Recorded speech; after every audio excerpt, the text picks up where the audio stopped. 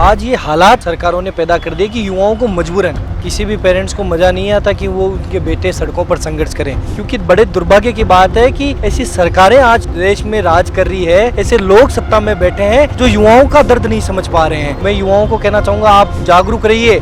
जब तक धर्मेंद्र प्रधान जी इस्तीफा नहीं देते हैं तब तक युवा सड़कों पर रहेंगे। पिछले दिनों जंतर मंतर या कहीं जयपुर में देखा जाए पुलिस कमिश्नरेट में जिस तरीके से पुलिस लाठी मारती है, मैं इसकी कड़े शब्दों में निंदा करता हूँ। पुलिस व्यवहार छात्रों के साथ ऐसा व्यवहार तो कम से कोई दुश्मनों के साथ भी नहीं करता, सरकार ऐसा व्यवहार युवाओं देश के युवाओं के साथ कर रही है। कल रात को मोदी जी आए, लाइव बोला बहुत बड़ा मुद्दा है ये वो पेपर लीक को लेके, लेकिन वो ऐसे बस एक वीडियो में आके बोल सकते हैं, बाकी जो फेलियर बच्चा होता है उससे कभी कोई बात नहीं करता। कि अब और युवाओं की जान ना जाए, जिनकी तो गिनती भी नहीं है कि कितने मारे गए हैं, ये लीक के चक्कर में कितने मारे गए हैं, किसी को फर्क नहीं पड़ा, किसी को हाईलाइट नहीं किया गया है। क्या हम जाने गंवाते रहेंगे? युवाओं का आक्रोश सदन से सड़क तक, यानी कि सदन के अंदर विपक्ष के नेता जिस तरह से हमलावर हो रहे हैं, जिस तरह से इस्तीफे की बात की जा रही है, जिस तरह से धर्मेंद्र प्रधान का इस्तीफे के लेकर मुद्दा उठाया जा रहा है, इसी साथ साथ अगर युवाओं की बात करें, आप देख रहे हैं कई महीने कह सकते हैं, कई दिनों से जिस तरह से जंतर मंतर पे धरना प्रदर्शन किया जा रहा है। 2 दिन पहले जिस तरह से हालात था, संसद का घेराव किया गया था, जिस तरह से उनके ऊपर लाठीचार्ज हुआ था, उसी के साथ साथ हम कह सकते हैं कि जंतर मंतर में तो उबाल था ही युवाओं को लेके। वही हम बात करें जयपुर के यूनिवर्सिटी में है, हम यहाँ पर भी युवाओं का आक्रोश देखा जा रहा है। हमारे साथ युवा नेता यानी शुभम रेवाड़ जी हैं, उनसे जानना चाहेंगे। शुभम जी, जिस तरह से आप अपनी मांग कर रहे हैं, क्योंकि आप काफ़ी समय से, चाहे वो छात्र संघ चुनाव हो, चाहे युवाओं के और काफ़ी मुद्दे हैं, यूनिवर्सिटी में भी काफ़ी ऐसे गतिविधियाँ थी जो आपने उजागर भी किया था, वो भी देखा गया था, काफ़ी वीडियो वायरल भी होते हैं।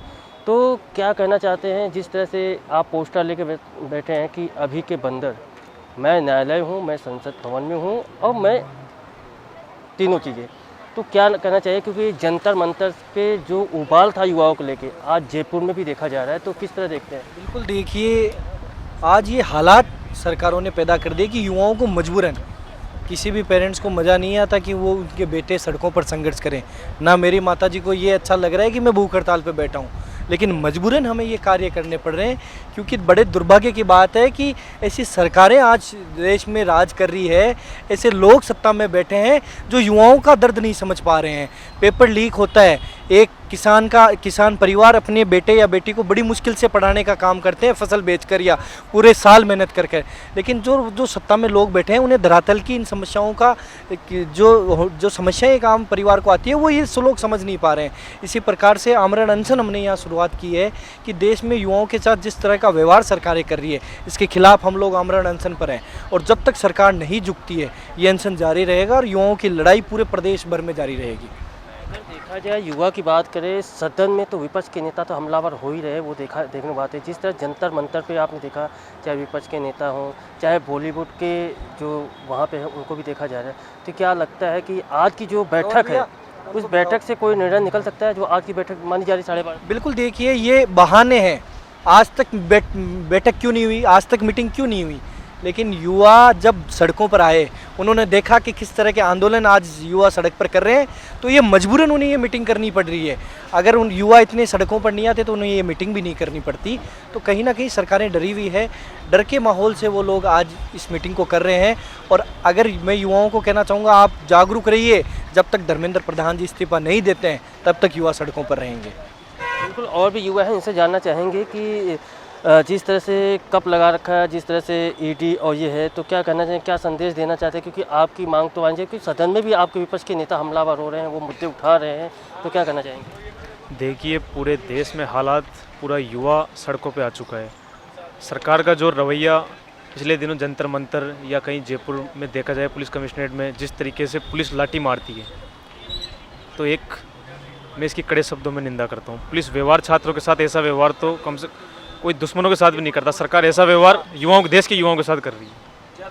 बिल्कुल, और भी युवा हैं, आप क्या कहना चाहें? क्योंकि लिखा है सारा दे बीच आके इस्तीफा दो। इस्तीफा देना ही होगा। तो जैसे शिक्षा का स्तर जैसे नीचे गिर रहा है, हर यूनिवर्सिटी हर कॉलेज में बेक आ रही है, तो इस कारण धर्मेंद्र प्रधान को इस्तीफा देना ही होगा। और भी देख सकते हैं यहाँ पे एक बैनर है, इंसाफ दो इस्तीफा दो। क्या कहना चाहेंगे भाई साहब, ये इस्तीफा दो इंसाफ दो? इंसाफ का मतलब यही है कि हर ऐसा कोई पेपर नहीं है जो राजस्थान हो या भारत के अंदर स्टेट सेंट्रल लेवल का पेपर हो, हर पेपर लीक हो रहा है। उस पेपर लीक की पीछे की चेन जो कड़ी है, सरकार से हम यही मांग रहे हैं उस कड़ी को आप तोड़ो। कि कड़ी के पीछे क्या राज हैं, मैन कौन है जो पेपर लीक करवा रहा है, अपने पैसों से घर भर रहा है, उनकी जांच की जाए। और निष्पक्ष हर स्टूडेंट की यही मांग है कि पेपर लीक नहीं हो, क्योंकि गरीब परिवार से आते हैं, पढ़ाई करते हैं जैसे कैसे, और अपने मुकाम तक पाने के लिए बहुत कोशिश करते हैं। सरकारें वो चीज़ समझ नहीं रही है।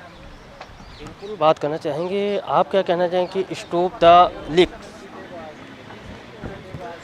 देखिए, हमारी सबकी मांग एक ही है, भाषाएं अलग अलग है, शब्द अलग अलग है कि अब और युवाओं की जान ना जाए, जिनकी तो गिनती भी नहीं है कि कितने मारे गए हैं।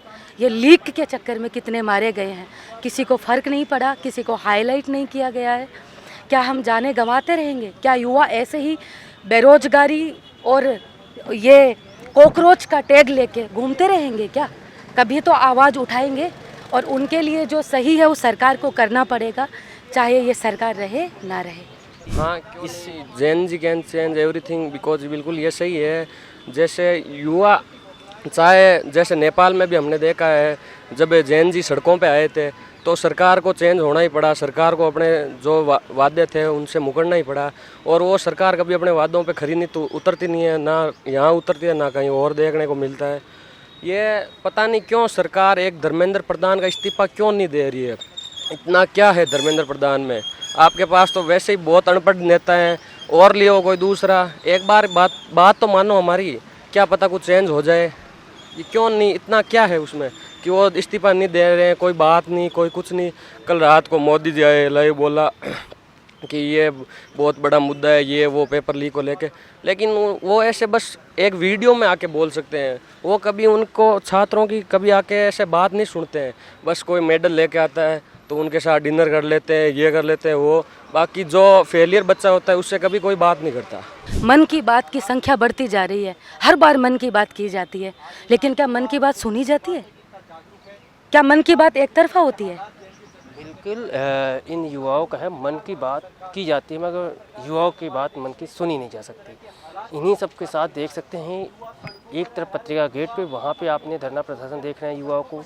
अब दूसरी जगह देखा जाए यूनिवर्सिटी, यानी राजस्थान से सबसे बड़ा यूनिवर्सिटी पे, यहाँ पर भी छात्र हैं अपनी मांगों को लेके यहाँ पे धरना प्रदर्शन कर रहे हैं, यानी शांतिपूर्वक, यानी भूख हड़ताल पे बैठे हुए हैं।